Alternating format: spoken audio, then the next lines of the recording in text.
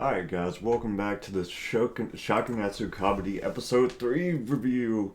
Vadre Lavally requested it, and as I said, if you guys request it, I'll definitely do it because I love this series so far. And as he was saying, this episode actually tackled like some of those deep-seated feelings that the main character had, like the traumatic experience and whatnot. And it also was like the first episode that just focused purely on comedy. This one wasn't like a comedic episode. There actually wasn't any comedic parts to it. It's a change of pace. I really like the comedy part, so I hope we get more of that. But the actual this was an action packed episode, and it covered a lot of things, and there was a always as always it's really informative of like all the different things you can do in comedy. It tackled like a simple concept in the episode that we watched. I guess it was like 2 days ago or yesterday, and this episode was purely about him learning teamwork, which, as you can see from his past, he was always the best player on the soccer team. So everybody was just kind of like playing off his skill, and they weren't like actually contributing. Like he was just kind of disappointing other people overall, which they show in this episode. So when the episode starts, him and Azamichi, I think his name is Yoigoshi is his name. I'm gonna try to start using the characters' names. Yoigoshi's the main character. Azamichi, I believe, is the bald dude. Mitsumi, I think his name's Mitsumi, is the pretty boy. I might be saying his name wrong. Date's the muscle dude, and Eora's the glasses. So if you hear me saying those names, that's who's who. I might just go back to saying the descriptive names because that's easier though. So yeah, Azamichi and Yoigoishi are just like running into each other and like completely uncoordinated, and they just get stomped by the second years, which is the pretty boy and Date. Mitsumi. Oh man, I don't want to say Miyabi because I'm not sure. I don't think that's his name. But yeah, they just get straight up stomped. So uh, Yogoshi is actually getting kind of like upset about it because I don't honestly understand this feeling. Like team sports, I don't like team sports because you have to rely on someone else. And he's not used to it either. He's not used to relying on people. He's used to telling people basically how to play so that they can compliment him. And this episode starts this way as well because he creates like a signaling system. And the way they show it at the start, you might not notice it, but rewatching it, you'll notice that he's telling him the signals with his fingers. But when he's in the match, he's calling out numbers. So even obviously the second years pick up on it as well. And when they try to abuse the fact, he shows that the signaling wasn't just what he was calling out. He was using his like fingers, like he actually showed us at the start, which didn't seem important. It just seemed like he was counting for the numbers, but he was actually using his fingers for one signal and making it look like what he was saying was the signal. So then he started mix matching it so they wouldn't know what signal he was using. And eventually, though, that starts to fall apart because he's not being able to communicate it fast enough to the bald dude to be able to react to what's going on. But he realizes, well, the bald dude, he's trying to boss the bald dude around, and he's like, oh, let me keep attacking because I'm the faster one, I'm the better at attacking. And the bald dude's like, I'm not your toy, I can play myself and I have my own strengths. So the bald dude goes across and he gets a point on both of them. And he's like, hey, look what I did, blah, blah, blah, blah. And then Yogoshi sees that, like, actually, he sees a better way to tackle because he's like, oh, I learned something else from the bald dude. Because it doesn't seem like he understands that. At that point, it doesn't seem like he understands that the bald dude can function and is actually a really good teammate because that's just not what he's used to.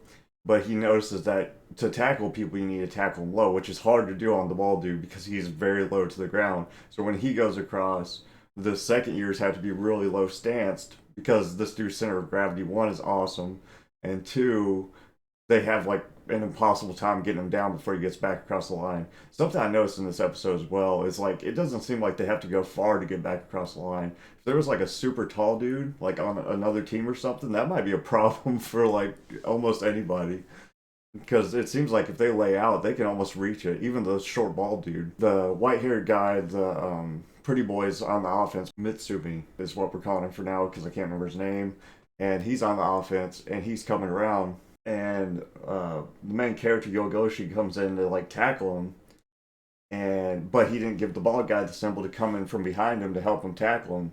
So he's like panicking. He's like, "Oh, I didn't give the signal, blah blah blah." But the bald dude does it on his own, and he's like, I can compliment you. Like, I can actually make plays on my own. I don't need you to be giving me signals the whole time. I pay attention to what you're doing. And that's something the white haired dude's not used to. He's so used to people just taking his orders and basically because he's the best player.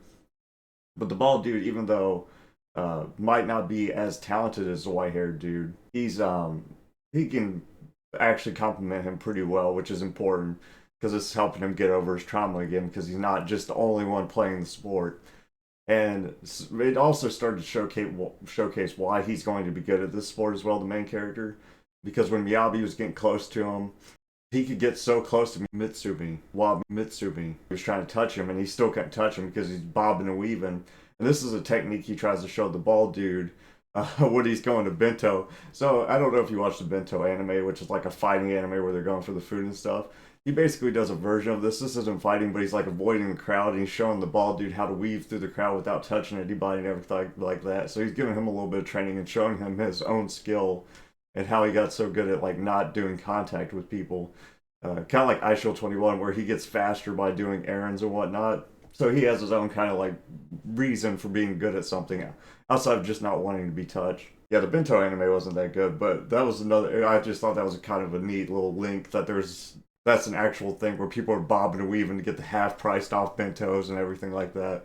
So we see some of his technique. We also see some of the technique of Mitsumi as well, because when they're actually like executing their strategy, where he tells me Mitsumi basically that oh, you thought we were doing it by what I was calling out, but that's not what we're doing.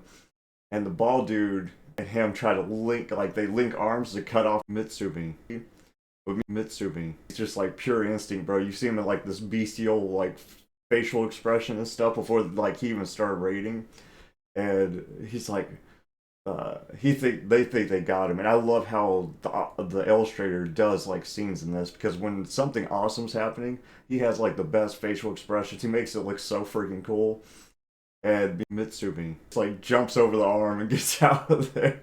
But the main character's having a ton of fun anyways because him and Azamichi are working in a tandem, and he's like, oh, this is so fun being able to have teamwork and cooperating with someone. But me, Mitsumi and Date tell him, they're like, this, you guys are just getting a taste of what it's like to be working as a team. We've been past that. There's like something beyond just like actual teamwork and working in a tandem. You can actually take that further to have like a better cohesion between you two to like be good at comedy and have more fun with it. So that was important. Overall, I liked the episode a lot. Like I said, there's even more strategy, like linking the arms to do techniques and feigning people out, and it just every episode's more and more. Sometimes sad. I looked it up today. I had a feeling this season's gonna be 12 episodes. I'm hoping we'll get announced the second season by the end of the first season or something, so we know that there's going to be a second season. I hope it doesn't do an all out. Can't remember if all out was 12 or 24, but it ended way too soon, and it's not near as good as this Kabaddi anime. But even still, it had an abrupt ending, and I hope this doesn't do the same thing. Because if with 12 episodes, we're still gathering characters and we're still learning the training arc.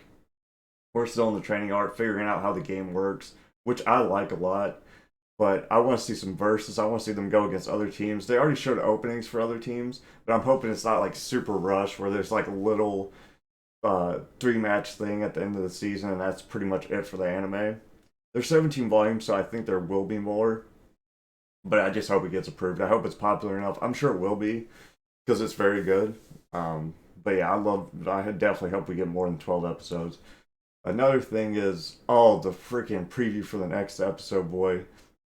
So the captain's coming, and I've been watching the opening, and I'm so excited for this because that his demon form looks so damn cool, and it like has the title of the strongest raider. So he, even though we've been getting hints that he's like a sickly dude, he's in the hospital all the time. This dude has like the biggest chicken legs. His legs are smaller than mine. I have small legs. I don't do leg day. This dude has the chickenest of legs, and he wears like little spandex underneath. Me and my cousin was talking about the opening the other day because he hasn't started watching it yet because he wants to watch it all when it comes out.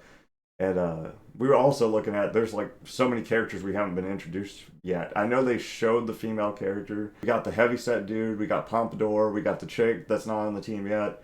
So we still have more characters to introduce. I don't think they're going to show up next episode either because I think next episode is going to be focused on the captain and how awesome he is at raiding.